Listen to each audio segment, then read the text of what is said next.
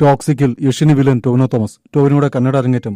Rocking star യഷിനെ കേന്ദ്ര കഥാപാത്രമാക്കി ഗീതു മോഹൻദാസ് സംവിധാനം ചെയ്യുന്ന ടോക്സിക് എന്ന ചിത്രത്തിൽ ടൊവിനോ തോമസ് പ്രതിനായകനായി എത്തുന്നു. ടൊവിനോയുടെ കന്നഡ അരങ്ങേറ്റ ചിത്രമാണ് ടോക്സിക്.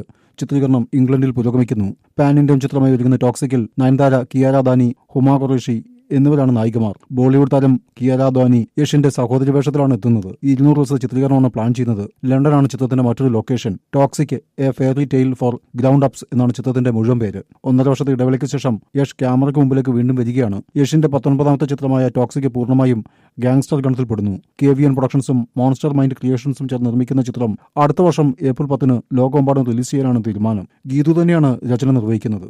മുഴുവൻ പേര്. 1.5 വർഷത്തെ ഇടവേളയ്ക്ക് ശേഷം യഷ് ക്യാമറയ്ക്ക് മുമ്പിലേക്ക് വീണ്ടും വരികയാണ്. യഷിന്റെ 19ാമത്തെ ചിത്രമായ ടോക്സിക് പൂർണ്ണമായും ഗാങ്സ്റ്റർ ഗണത്തിൽപ്പെടുന്നു. KVN പ്രൊഡക്ഷൻസും മോൺസ്റ്റർ മൈൻഡ് ക്രിയേഷൻസും ചേർന്ന് നിർമ്മിക്കുന്ന ചിത്രം അടുത്ത വർഷം ഏപ്രിൽ 10 ലോകമെമ്പാടും റിലീസ് ചെയ്യാനാണ് തീരുമാനം. ഗീതു തന്നെയാണ് രചന നിർവഹിക്കുന്നത്.